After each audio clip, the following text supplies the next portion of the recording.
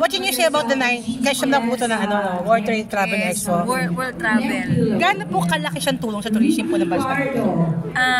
Of course, we're helping yung mga small industry na mga startups, especially mga travel agencies natin, yung mga startups. Kasi yun nga, nakakatulong kami because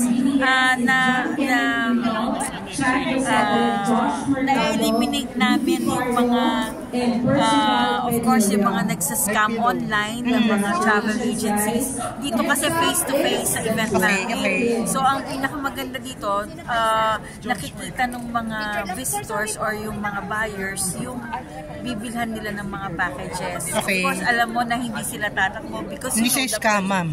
Hindi siya scam. So medyo endorsed din to ng Department of Tourism. They're supporting us. So alam nila kung sino yung mga kasali din sa event namin.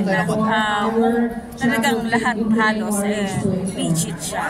Pang mga Pilipino ba, gano'ng kahilig mag-travel? Of course, actually, sa atin lang dito sa Metro Manila, medyo tayo ng konti, no? Skeptic tayo travelers. Pero when you go to Cebu, they are really the travelers kasi talaga mas marami doon na alam mo yun, they don't care how much, no? Basta ang gusto nila, kung gusto ko mag-travel, mag-travel ako. Pero dito, medyo skeptic pa tayo. Talaga kailangan na sobrang baba ng presyo before we buy. Yes. Pero, of course, tayong mga Pilipino, ang pangalis na, kasi masayahin tayo yung tao Ayaw natin masyado yung stress, di ba? So, ang ano mo, pag gugora muna ako, aalis muna ako. So, normally, yan ang nagiging natin, mas gusto natin gawin. Imbis na mag-book tayo, alis muna ako, ganyan, muna ako, kung saan may mura na, of course, napuntahan. Ma'am, napakaganda kasi ng Pilipinas, no? Of course. Aside po from Boracay, Siargao, Palawan, ano ba mga ibang lugar na pwede nating ibenta talaga sa mga... Samal, ng Davao. Okay. So isa pa yun kasi may diving din ng destination.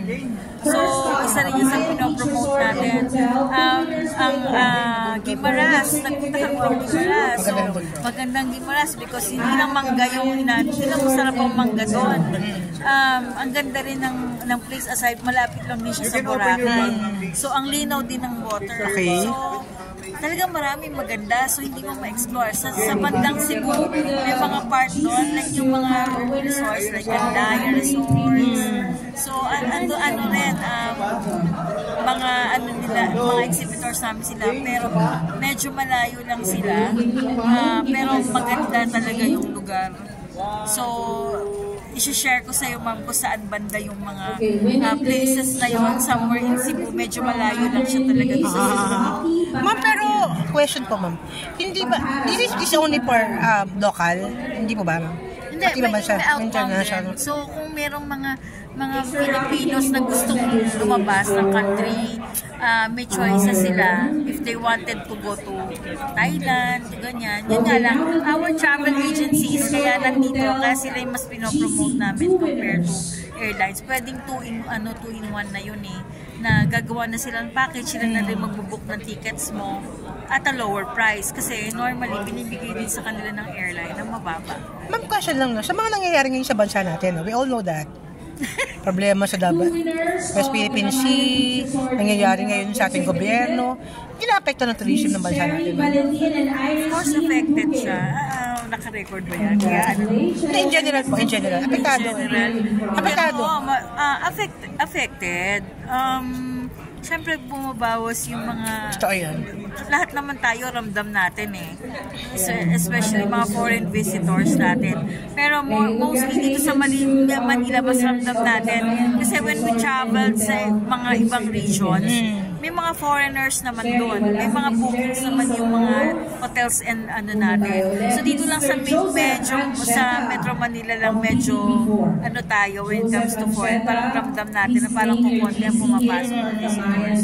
And then yun nga, kasi mas magaganda na yung airport ng Cebu, ng Clark, kaysa sa Metro Manila. Mas stressful ang ating terminal dyan. Isa yan sa hindi pa naaayos until now. So, talagang affected tayo. And then, yun nga, yung budget, diba? You don't know. Kasi, off-record. Baka pwede off-record. Ma'am, dyan na. Last question na lang, ma'am. Kasi ma'am, recently, as far as I know, ang China nagpalabas ng... Hindi, kasi nga, di ba, ano nga, affected na nga tayo. Patayin ka na ba, ma'am?